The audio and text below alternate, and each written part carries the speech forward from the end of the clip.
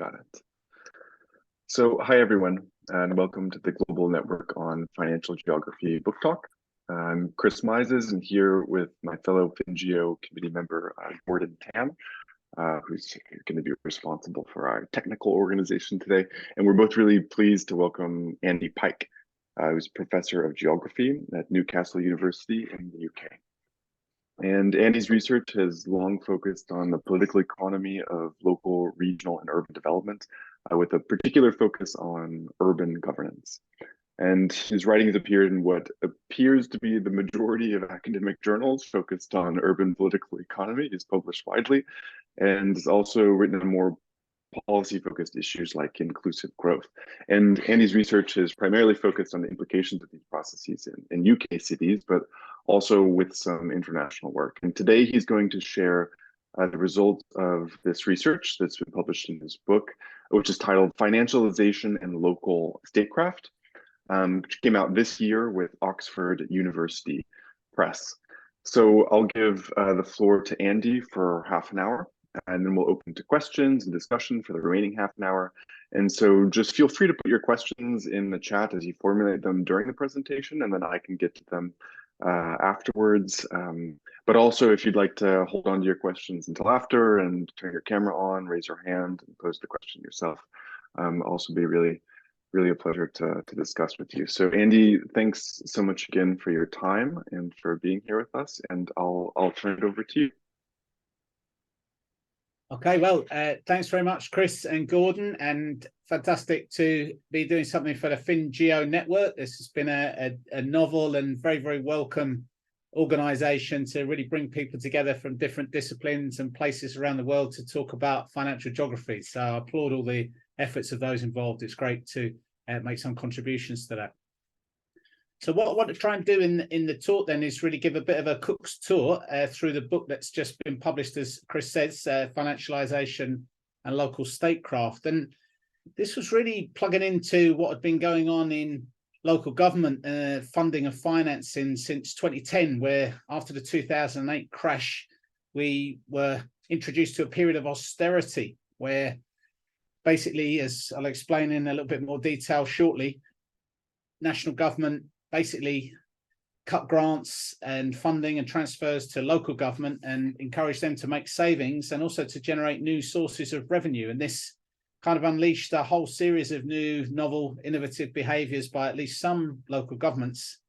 And they were kind of depicted by some in the trade and more general financial press then as counsellors at the casino. So these ill-equipped, poorly educated in financial ways, counsellors going to the casino and gambling with public money and jeopardizing local public service provision. Now, I was curious about this in terms of the broader sort of narrative and the way in which the Bureau of Investigative Journalism, for example, was talking about this great public service gamble. The councils were borrowing billions to play the property market. They were developing a debt addiction, funded by a curious thing called the Public Works Loan Board, which was an arm of the UK National Finance Ministry, the Treasury, which John Plender described in the Financial Times as a quirky and hazardous corner of British public finance. And this idea of banks being competed with by the Treasury in terms of the provision of low-cost credit. So what I wanted to try and do with this book then was to look and delve into this counsellors at the casino narrative and really understand a little bit more about the kind of landscape, if you like, of local government funding and financing in England, and particularly in this kind of period of acute change and restructuring and austerity since 2010. So this was really where the genesis of the book came from, Financialization and Local Statecraft. And it's just been published there back in August now with OUP, and I think we've been trying to do some kind of broader academic kind of dissemination, a number of book panels. Chris, I think I met back in Finance and Society conference there in Brussels back in September. It was a great conference, great talks and good sessions we had there on financial geography and various other kind of academic conferences. And also public policy engagement too, which is obviously part of what we do in Kurds as well. And that's been very timely for reasons that we'll start to see shortly. In fact, Liam Keenan, I think, is on the call here now. His local council now has just issued a so-called Section 114 notice, which basically is a statement that they can't balance their budget in this financial year. And we'll come back to some of the reasons why these kind of crisis situations have started to emerge in particular local governments.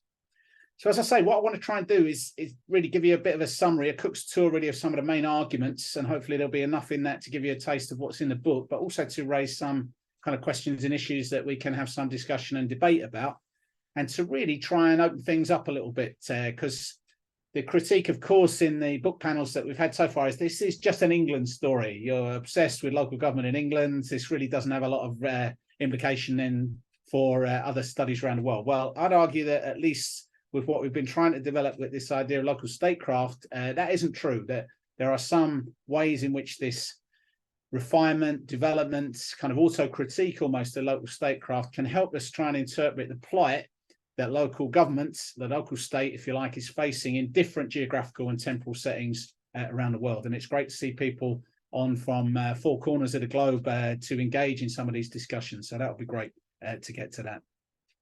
So I'm going to cut it into, I think it's 8 or 9 kind of arguments, if you like, that will sort of summarize, I think, the main contributions of the book. So the first one is really to develop a little bit. We had a previous book back out in 2019 with colleagues on financializing city statecraft and infrastructure.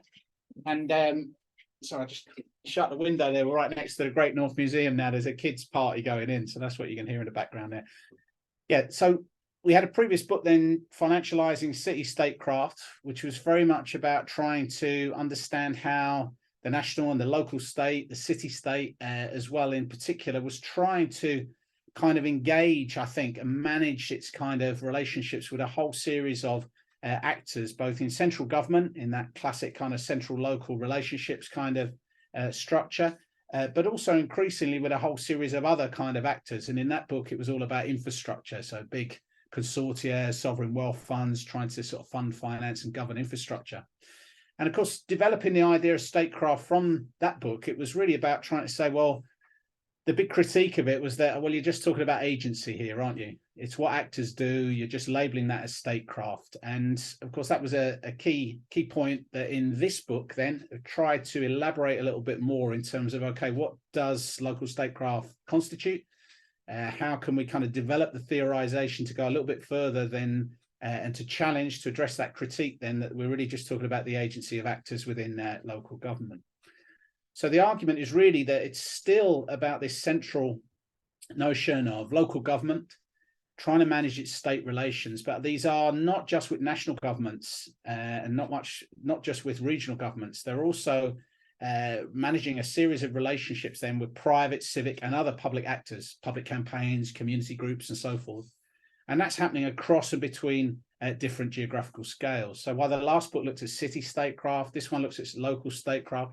Maybe somebody will have a look at kind of metropolitan statecraft or urban statecraft, or even kind of neighborhood, parish, town council kind of statecraft. There are other geographies, I think, that we think this agenda might open up. And what we tried to do in this book, at least, was to really focus in on, well, who are the agents? So again, a response to the question that this is really just another term for agency. We try to be more specific in terms of saying, well, okay, what are we talking about here? We're talking about local statecrafters.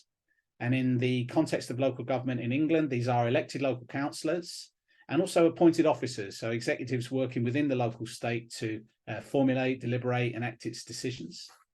The argument and the definition that we try and develop here is that they are the ones who exercise statecraft, and they do it in specific realms. So there are particular areas in which we can draw at least some loose boundaries around in terms of where this statecraft is actually exercised. And crucially, those realms are framed in particular national settings, but specifically around national constitutional, strategic and policy kind of backdrops and contexts in particular times and spaces. So again, this book is about England post-2010 in austerity.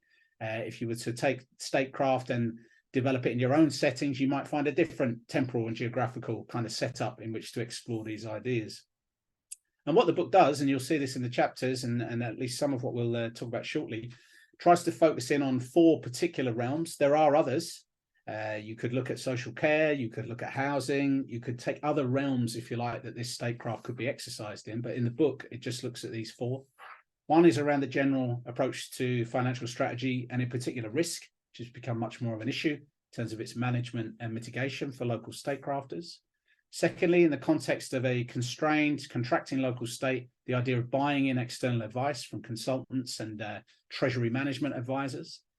Then the whole question of debt, borrowing and debt management, how, again, local governments, local statecrafters have had to engage with this in a much more systematic fashion.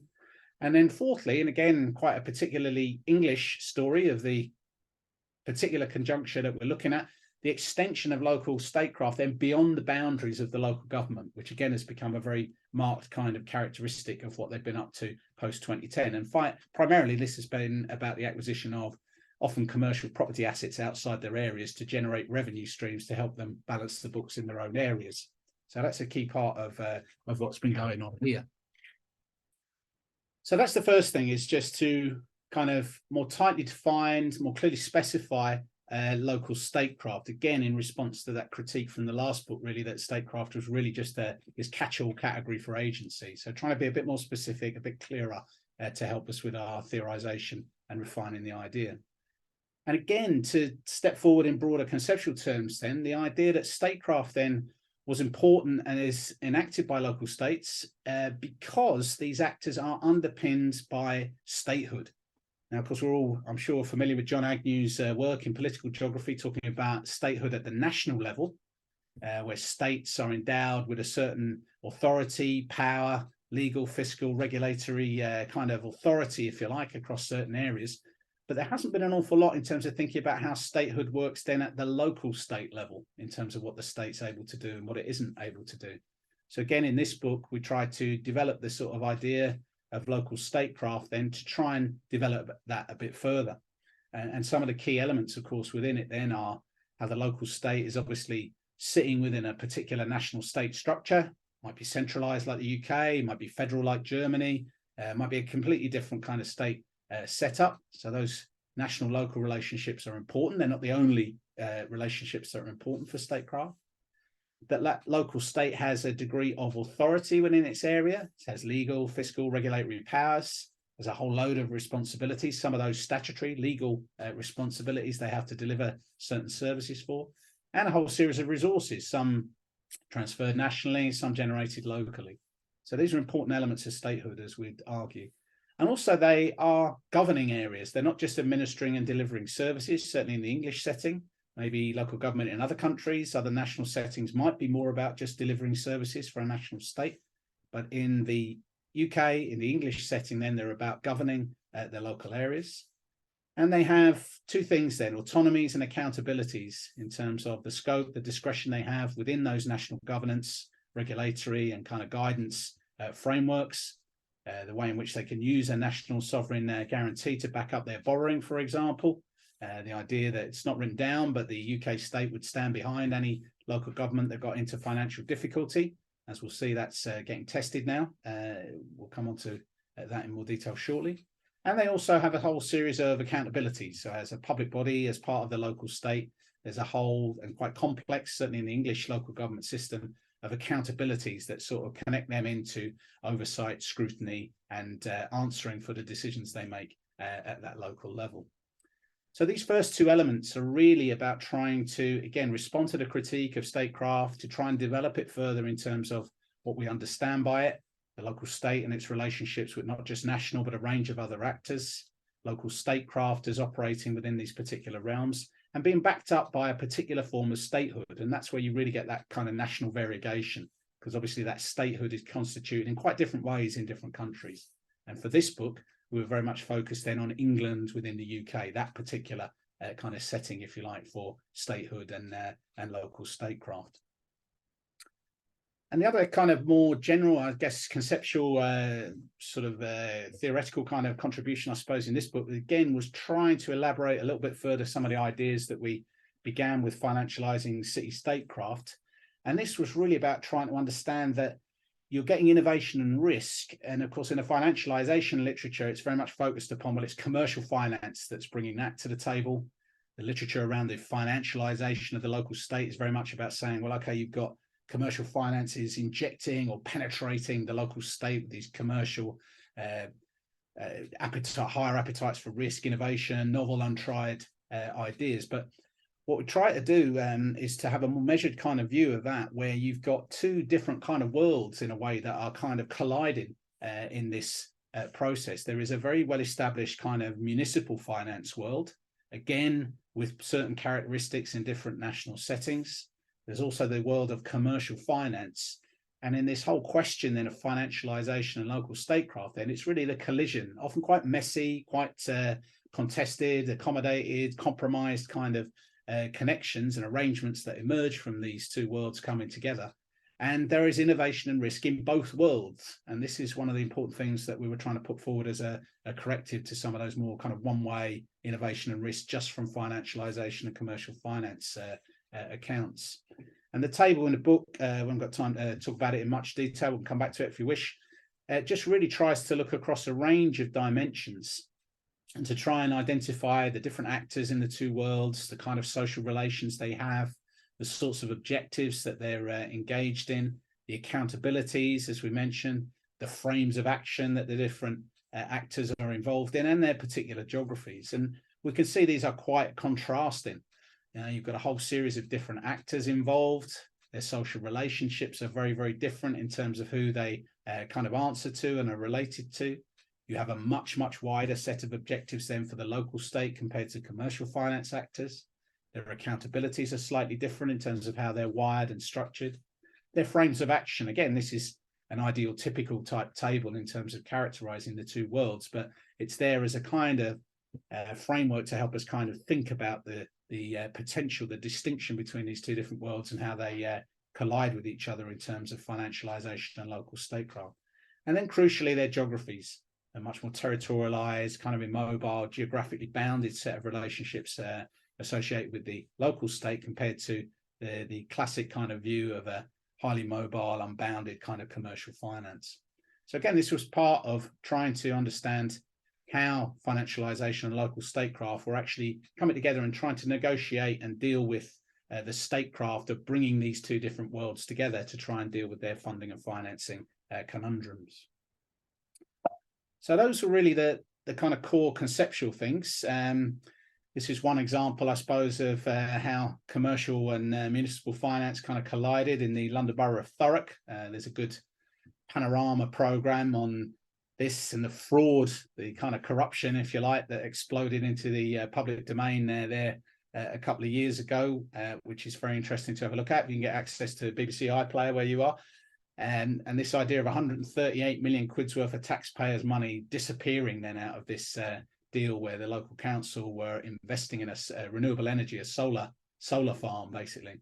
So these two worlds of municipal and commercial finance then are rubbing up against each other in certainly in the case of the local state in England in interesting ways. And this is really what the book has been most focused on. So we've kind of said a little bit about some of the conceptual things. Again, we can get into those in discussion, just in terms of elaborating local statecraft a little bit more thoroughly, trying to specify it a little bit more tightly, try and give a little bit more substance to it in terms of this critique of it just being a catch-all category for agency. We've said a little bit about, in particular, statehood and the kind of more general sense that municipal and commercial finance then are colliding, then these two worlds coming together in terms of trying to understand statecraft. But the national settings being really important, the geographical, the temporal kind of conjunctures, if you like, that we explore these issues then become quite telling. And as I say, the book is very much focused on local government in England, very much as a kind of critical case, very liberal, market-oriented, quite financialized political economy, particular kind of capitalism, if you like. Got a very long established, large scale, complex kind of local government across the country, 300 odd local governments across England, very highly centralized governance structure. They manage about £100 billion worth of revenue expenditure, employ about 1.5 million people, and they're delivering public services to 56 million odd people across the country. So this is big business, if you like. This is a big part of the state at the local level within the UK. And they've been very much a bellwether. Privatisation, contracting out in English local government has been exported around the world. Austerity as well since 2010, and the crash in 2008 then has been very much a vanguard practice, if you like, in terms of national government treatment of local government in England. And the work really took place, I guess, in a way, it was a kind of pandemic lockdown sanity project for me, really, to keep body and soul together and have something to do in the dark days of the pandemic, but really trying to push together the empirical data from primary, secondary sources, then trying to look at the available quant data as well as interviews with key actors, then talking to people in the public and the private sectors, and trying to explore a little bit through some sort of match pair case studies as well, the different local government types, which will identify a little bit more detail in the book, and we could talk about.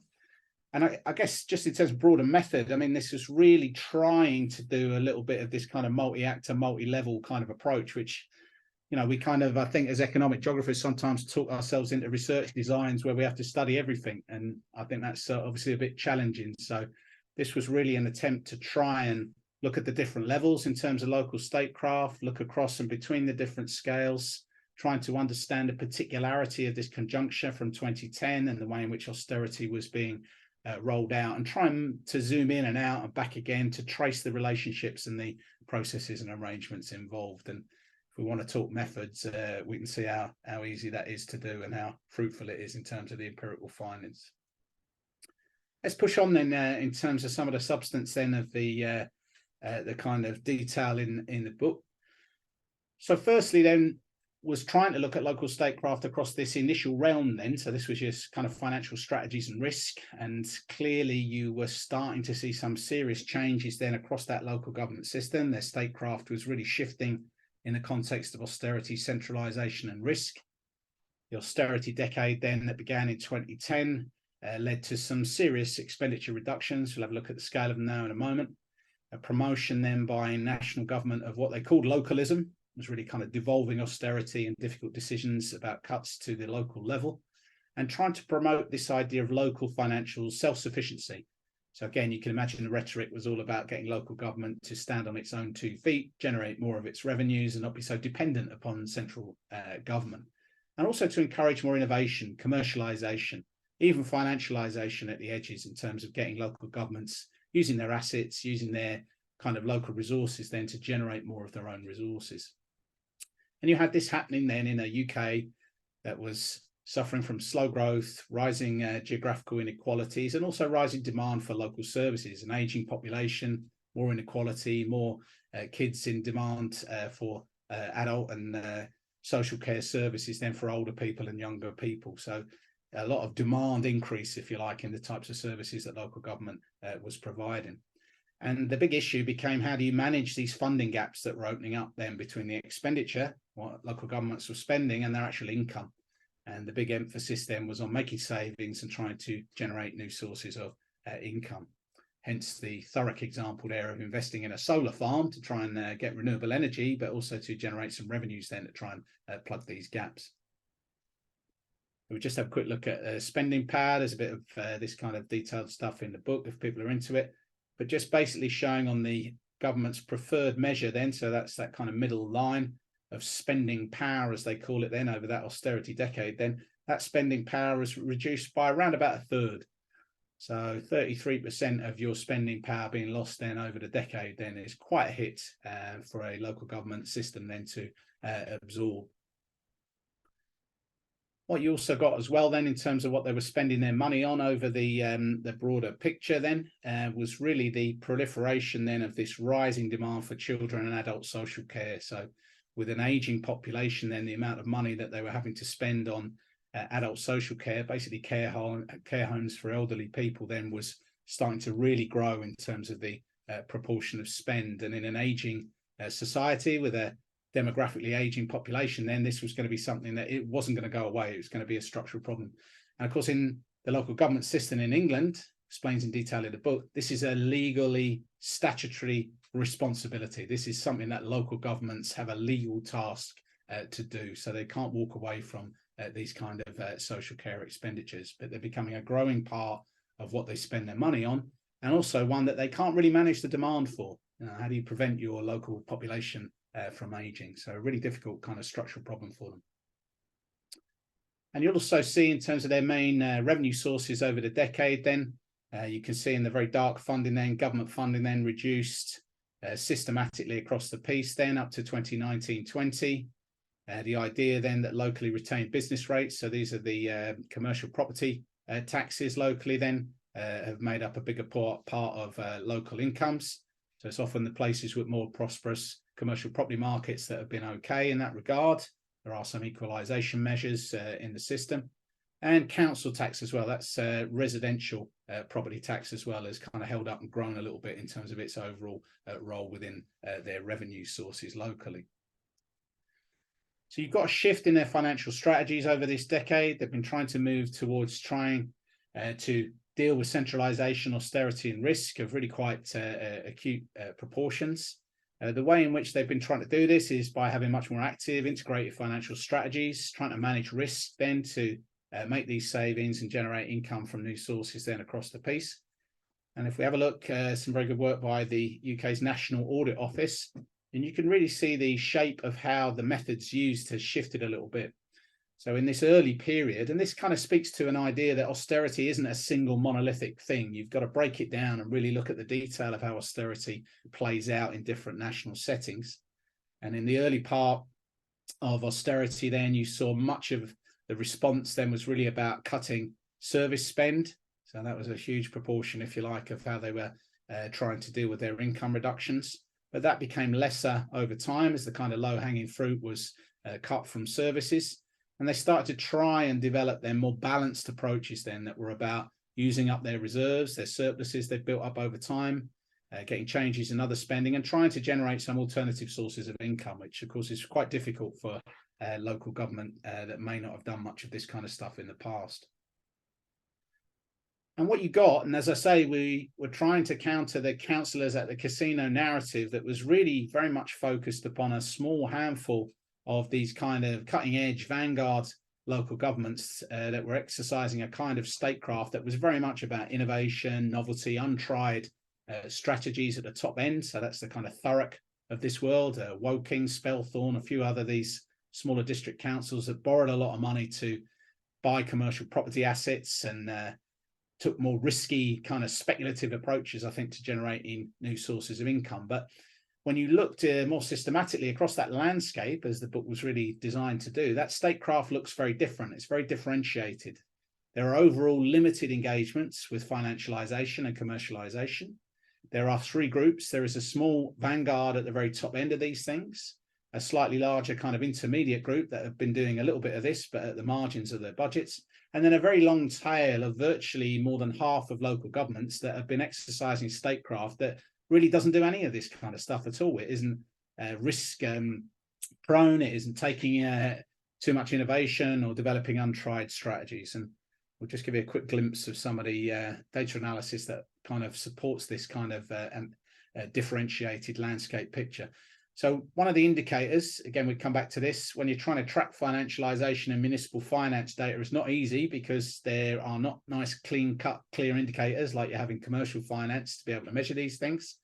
So one of the useful things in the data in the English setting is looking at local government interest and investment income per capita by local government, looking at it at the end of the decade to see where the strategies, the statecraft that's been followed over the decade have got people.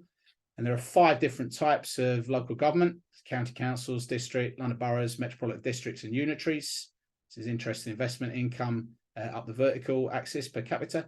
And you can see that there is this vanguard group. These are the ones that have really been way out there, the unitaries, a handful of unitaries, 1 metropolitan, 1 district council then, that have really been in the vanguard of these kind of much more kind of interest and investment income earning strategies. Not all of that is financialization. Some of it is just straight up and down commercialization, selling services and acquiring assets and renting them out, for example. Then you've got this kind of more intermediate group in the middle then that are involved in a little bit of this kind of stuff, more numerous, but still not large. And then the bulk of local governments then, their statecraft is really not doing much of this at all. They're not earning much money from interest and investment income at all. So the councillors at the casino narrative is really just being driven by what's been going on in the vanguard authorities, their statecraft, rather than the local government landscape as a whole. We look by local political party. It's hard to read off how this works. It's not just a simple case of centre-right or right-wing parties doing all the commercialisation, no overall control. They've got vanguard authorities when no party has a majority, and Labour. Those are the ones really in the vanguard here. Conservatives, more conservative, often telling a story about it's not really the place of the local government to be doing this kind of stuff. And then if we try and map it out, again, we get a very differentiated landscape across the piece. So you've got Manchester here, you've got Manchester City Council, you've got Warrington Borough Council, that's Thurrock, the one getting involved in the solar farm, that's Northamptonshire, and that's Woking, which was one of the ones that hit the headlines recently as having a annual expenditure of £24 million had racked up over £2 billion sterling of borrowing then from the Public Works Loan Board. So this was really these egregious kind of standout cases of vanguard authorities that have got themselves in a financial mess. But much of the landscape beyond these peaks is fairly flat. There's an intermediate group and there's a long tail of lots of local authorities where their statecraft is not oriented in this direction at all. So this is really important. And the book goes on to elaborate really how this kind of plays out in terms of explaining these different strategies and the different statecraft that the local governments are following. You've got different local governments types and sizes, their powers, responsibilities and resources are different, their local politics are different, the leadership of people making the decisions, the organisational models and expertise, their capacities, their appetite for risk as well in terms of knowledge and openness to external advice and finance are different. And their local assets and liabilities, their tax bases, their economic potential, the buoyancy of their local economies shapes this too. So these 5 factors play into an explanation that's set out in the book in terms of these different forms of strategy and statecraft at the local level. So last few slides now, just in terms of trying to summarize, give you a cook's tour of what's in the book. So in sum, I mean, basically what you've got in the case of statecraft, financialization, then in the English setting then is national policy of a particular nature, centralisation, austerity, encouragement of risk at the local level. You've got a range of varying engagements with financialisation, vanguard, intermediate and long tail.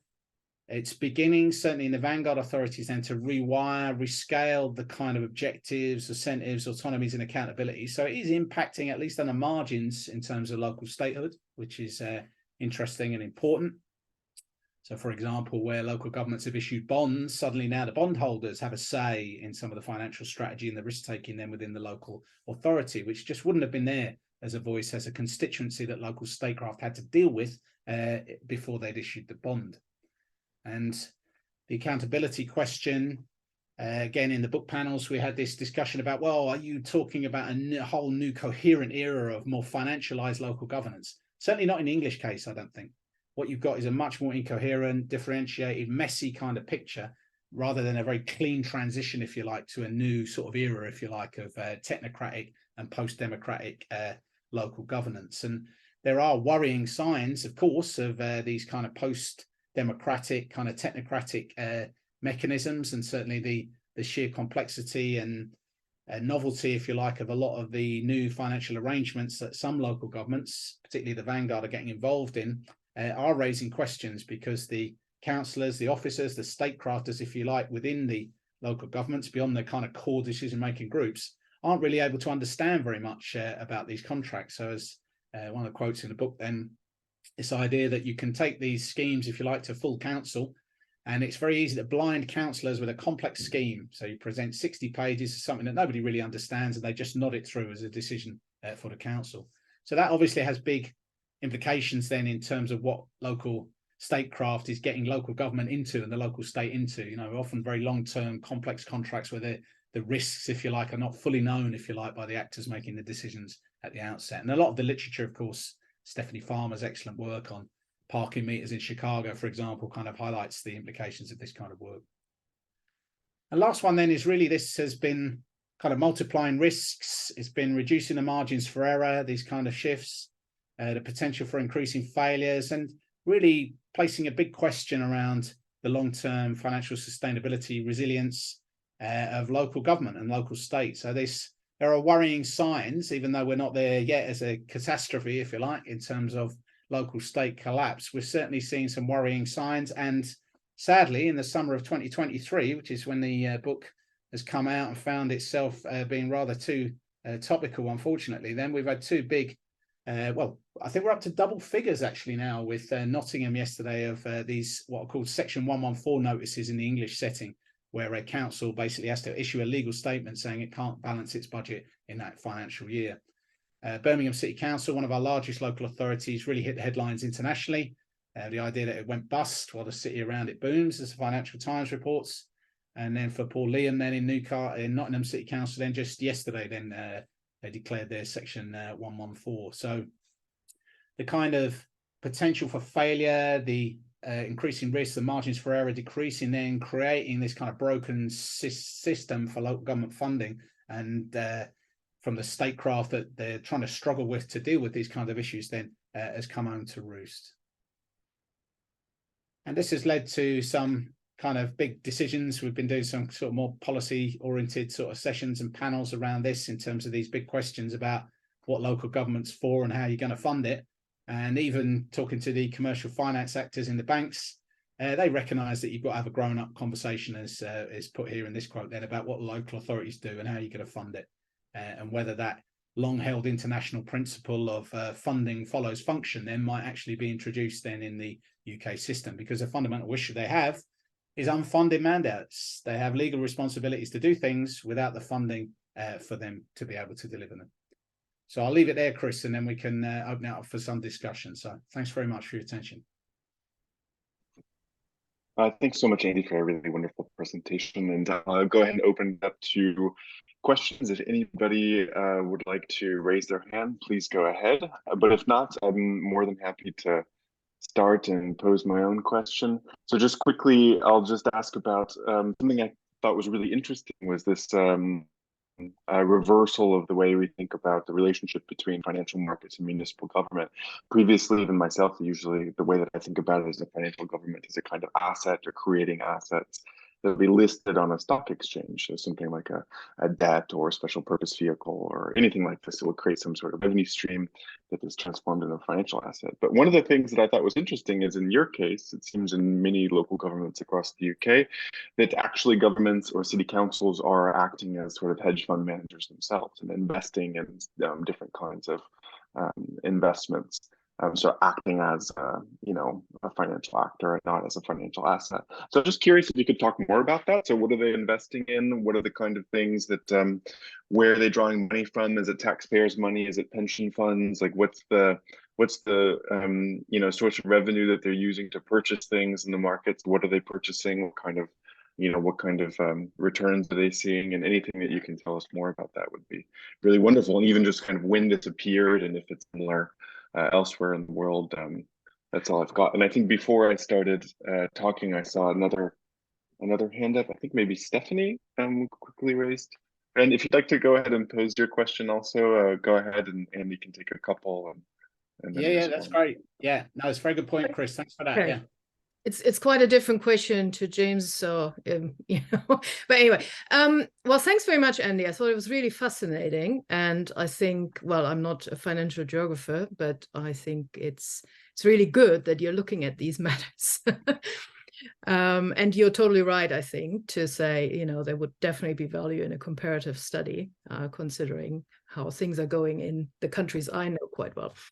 My question is more in relation to the disruptions that you mentioned in the timeline you're looking at. I mean, austerity features very much in the story you told, but you didn't really say anything about Brexit. And I was kind of wondering whether this hasn't really had much of an impact. And I'm thinking in particular about local authorities' access to EU funding, cohesion policy, but also Interact, which clearly isn't money to sort of run your day-to-day nitty-gritty public services, but it has been used a lot by local authorities in the UK when they still had access to it.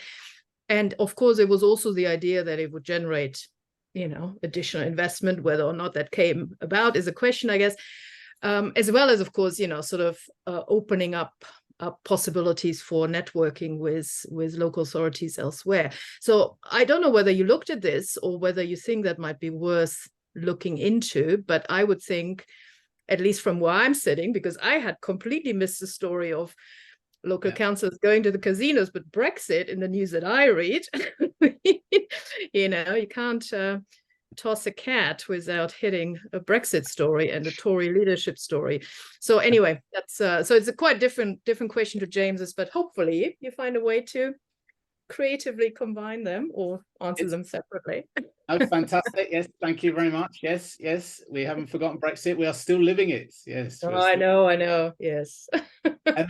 Yeah, so on Chris's first one then. So yeah, absolutely. This is an interesting thing to ponder, isn't it? Because certainly the thrust and the emphasis then of local statecraft then in relation to financialization is trying to understand then, well, okay, how does local government become not only an object of financialization, as you're saying there, an asset, but also a kind of actor that does it as well, because it's kind of opening the door, if you like, to these relations with commercial finance institutions, income strip deals, credit default swaps, all this kind of financial innovation. And certainly we've seen, I think if we to go back historically, and there's a bit of kind of history to this in the book, there, we had local authorities in the UK were quite financially innovative, with a big city of London kind of financial sector on its doorstep in the UK, getting involved in borrowing internationally from institutions back in the 1960s. So there's quite a history in the UK of doing this kind of stuff. You kind of had sort of pulses of it that sort of went quiet, went a bit warmer in terms of commercial finance interest in local government. And then probably in the 1990s, then you had a situation around what was called the Hammersmith and Fulham swaps affair. So this was a London borough that had got heavily involved and taken some really big positions in the swaps market in the 1990s.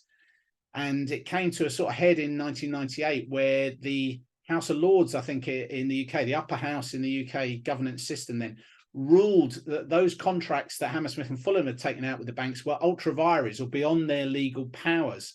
So they were voided, and that left the banks with a loss of something in the region of 500 million quid at the time. So you can imagine that the whole kind of engagement of the commercial finance world with local governments then just shut off in an instant. And it was really 15 years or so before local government and commercial finance started to sort of open the channels again about the discussion for, well, interesting, you've got some assets there, you've got some possibilities for income strip leases, all these kind of new sort of financial innovations, untried strategies. You've got quite a few reserves there. You're looking to manage your debt as a portfolio rather than an individual loan. So it opened the door, I think, to these sort of conversations, Chris, after that kind of shadow effect of the Hammersmith and Fulham affair. So a very, very particular UK English local government story. Do you have a similar kind of swaps debacle, commercial contracts voided episode in other countries? So the national setting and history and geography of that, I think, is really important. There's a little bit about that in the book, but it's not a history. I think somebody could write a history of this kind of stuff. So that's very interesting question. Yes, on Brexit, yes, for sure. I mean, the book mentions it. It is in there. It's in the index as well. We made sure of that. But I think one of the things that the book kind of tries to do is look at that kind of funding and financing landscape that local statecrafters face in the round. And part of that, of course, is the removal of EU structural funds. The other one is the European Investment Bank as a source of relatively low-cost credit as well. And also to try and understand how local statecrafters are making decisions then about how they borrow the money, where they borrow it from, on what terms, what maturities, all these kind of debt and debt management kind of issues. And there's a whole chapter in it around that kind of stuff in terms of borrowing money and who do they borrow it from. And one of the big, again, quirky things about the English setting in the UK system is the Public Works Loan Board, which is a kind of arm of the Debt Management Office, the UK Debt Management Office in the UK Treasury. And this kind of uses the UK sovereign guarantee then to recycle basically gilts, UK sovereign bonds into local government. So it's a very, very cheap source of borrowing for capital projects. So local government hasn't kind of been too affected, if you like, by the loss of structural funds. In certain parts of the country that obviously under the various objectives then could access more structural funds, they've felt it acutely, but they've been able to turn to the Public Works Loan Board to get low cost credit for their capital projects. So that it has had some interesting effects. It's part of the story, I think, of certainly post 16 and post 2020 in terms of Brexit. But I don't think anybody's really looked in detail, I don't think, at that so much. The other dimension to it is the governance. So the idea that you were taking back control from Europe to the UK has ended up as being a very, very strong centralisation of powers and resources at the national UK level. So if you talk to local government about taking back control, they say, well, it's happened in Whitehall and Westminster. It hasn't really, we haven't taken back control at the local level. So that is interesting.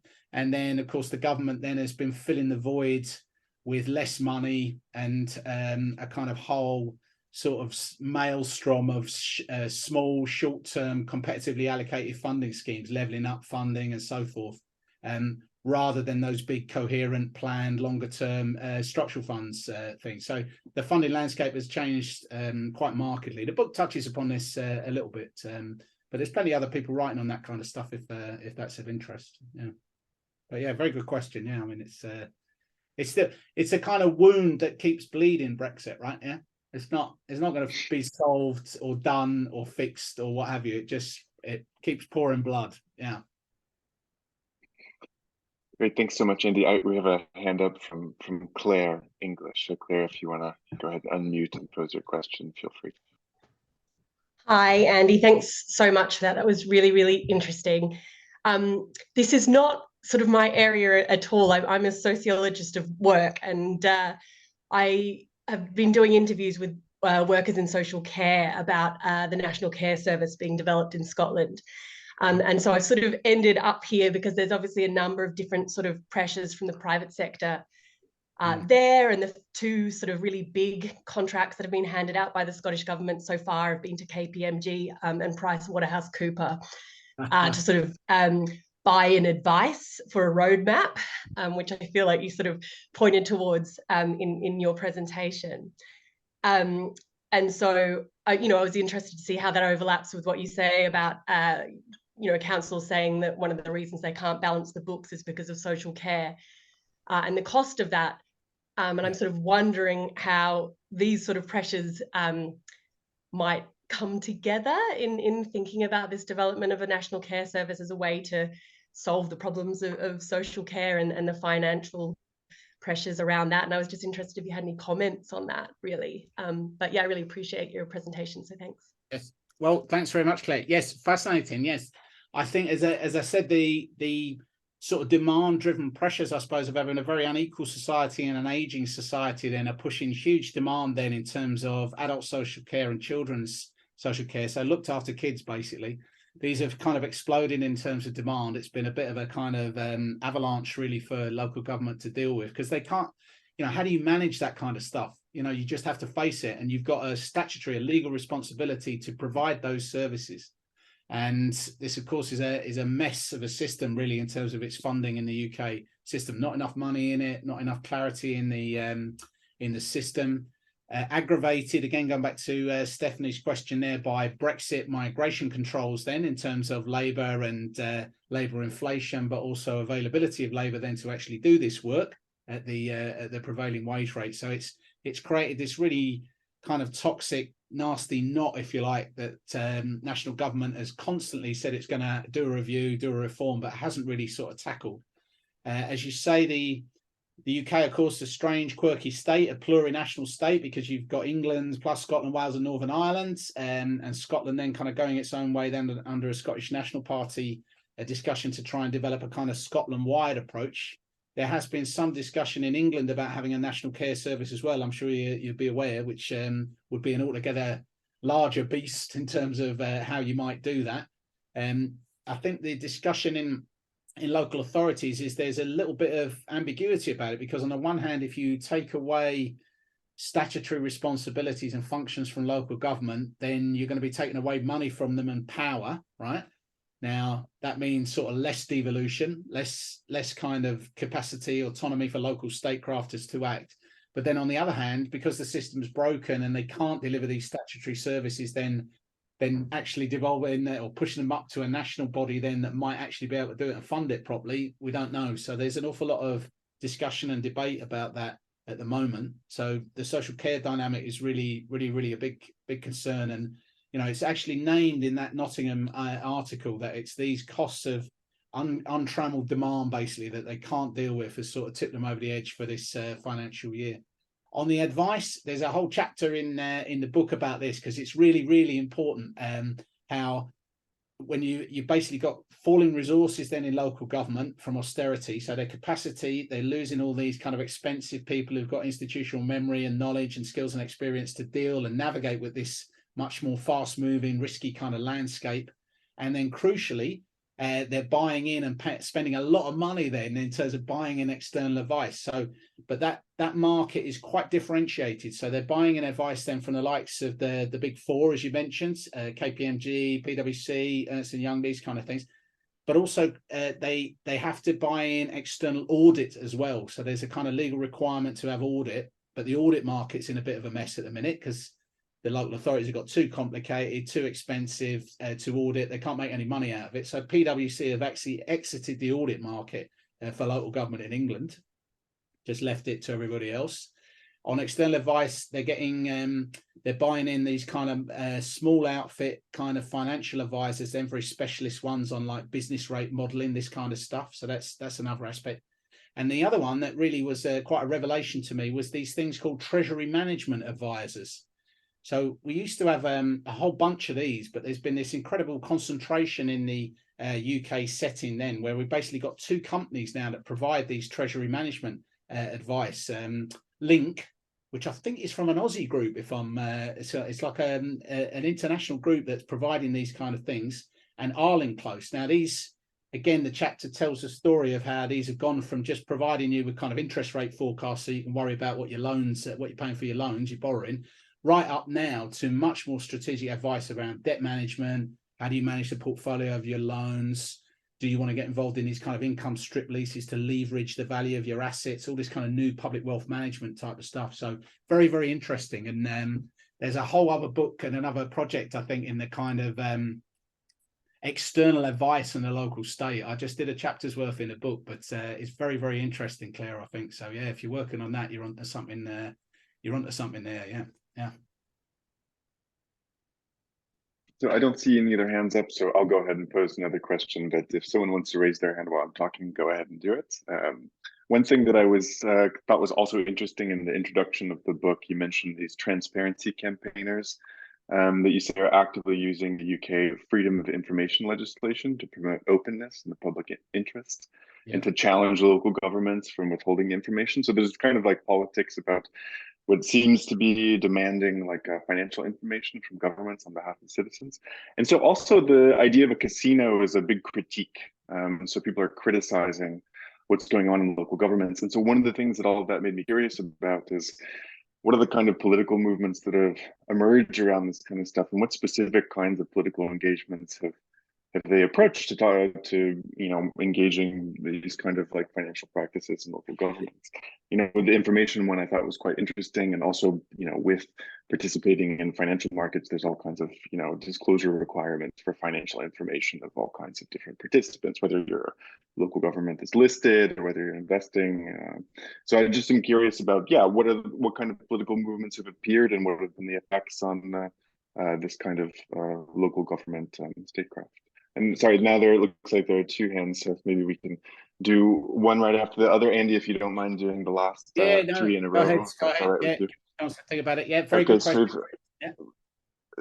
Hand up from Orly. Oh, it looks like your hand's gone down. Orly, if you'd like to go ahead and pose your question, please. Thanks. Go ahead and do it. I found this super interesting. I'm in Canada, and we're experiencing interesting questions of austerity and increasing downloading of services to local authorities.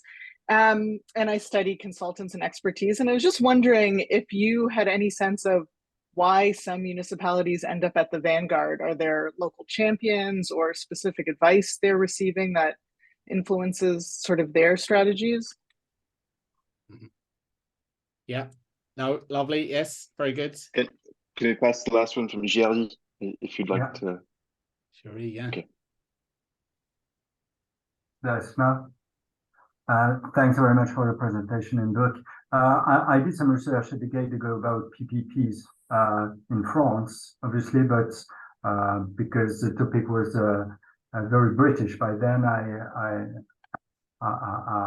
read quite some stuff about what was going on by then. And so I'm wondering, are we measuring now the effects, well, the long tail effects of private finance on local authorities in Britain using PPPs and PFI schemes? Is that part of your study? Yeah. Okay, lovely. Yes, fantastic question. So on the first one, Chris, about the kind of openness and stuff, yes, we have freedom of information legislation in the UK, which has been used by some researchers. What they tend to confront, though, is often the use of exemptions and claims of commercial confidentiality. So often it's quite difficult to get the details of some of these financial deals that these local governments have entered into. So even when you've got freedom of information legislation, it's sometimes there's wrinkles in it which prevents these sort of local campaigns and national campaigns, of which there are a number, sort of getting really hold of the material. Or they'll end up with the kind of contracts, but they'll be redacted. So it's almost Orwellian kind of information source for it. But you have got a number of very active groups doing a bit of research, trying to pull together available resources then to render the kind of financialization, commercialization narrative that many of these vanguard local authorities have been active in public, and trying to get people to think about it. But of course, public finance in local governments, then it's not a kind of thriller. I mean, it's become a thriller, certainly in a Thurrock case, but it's difficult to get the public involved in highly technical, often quite dull, boring issues, even though they kind of impact upon the very substance of local service provision, often for the most vulnerable social groups. So it is hard to get people fired up about it, although interestingly, these Section 114 notices now have, in the sense that, although technically it's not the case, but the idea that local governments are going bust, running out of money, is animating a lot of local political campaigns. Because, of course, what tends to happen is that the national government overrides local democratic decision-making, puts commissioners in that basically start making decisions then about raising local taxes, selling off assets, and making cuts to services without local democratic control. So that's one thing that really has got some local campaigns fired up about it, and I would expect more of that to be happening. Liam is probably organising this in Nottingham as we speak. Orly, yeah, fantastic question. Yeah, I'd be really interested. I'll check out some of your work now if you've been looking at these consultants and things, because I think there's a lot of interesting stuff there, as we were just saying to Claire. In the book, and I think in one of the slides there, I try and outline those 5 areas that sort of makes our explanation for the different groups: vanguard, intermediate, and long tail. And there's more sort of description in the book then in terms of the vanguard characteristics. But these are typically ones that are open to commercial finance and advice, want to set the pace in their sector, want to be innovative, want to do the untried stuff. And in many cases, across political parties, they'll articulate this as doing right by local people, because they'll say, well, look, if we don't acquire that office block, generate this revenue stream, then we're going to have to make even more cuts. So I mean, Brett Crispers, I think, has made this case in his work on local government in England. This is kind of financialization for a social purpose, I think, is what he's claimed, in terms of trying to generate these revenues from whichever source to try and offset the impact of that the cuts would have. So there's quite a complicated politics of it. It'd be very interesting to see what's happening in Canada around that. But your point, Orly, about local champions, I think this is a very tight-knit network. Even though there's 300 odd finance directors in these local governments, they have conferences, they have trade press, they have networks, they meet, they talk to each other. So there's an idea that this kind of stuff will get disseminated. So the intermediate group are involved in it. The longer tail, perhaps, maybe for various reasons, aren't involved in it at this stage, but perhaps in the future these changes might be coming through. Jerry, yeah, fantastic. Yeah, it's mentioned, it's like a bit like Brexit, it's mentioned in the book, the kind of impact of these PFIs and PPPs, the public-private partnerships at local level.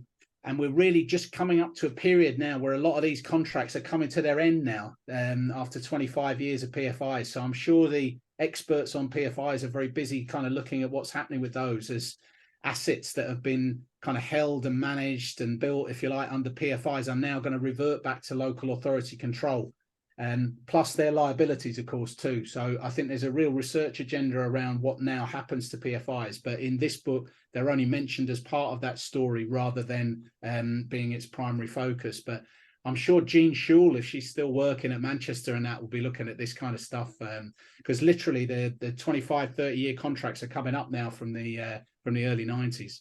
So very interesting, yeah. Great, thank you so much, Andy. We're now at 1 hour, so I'm going to go ahead and end it there. Thanks also to everyone for joining us today and for spending the afternoon with us to discuss this interesting new book, Financialization, Local Statecraft. So see you all for hopefully the next book talk. We'll hear from some of our colleagues in France who are looking at similar issues, financialization and urban governance. So take care, and hopefully see some of you next time. Fantastic. Thank you very much. Been a great discussion. And I should just say hello to Lisa as well, who's actually been using some of this stuff in South Africa as well. So fantastic that it is traveling, this stuff. It's getting out there. Brilliant. All the best. Cool. Nice to see you. Thanks so much. See you all soon. Cheers, Andy. Cheers, Andy. Cheers now. Bye-bye. Bye. Take care.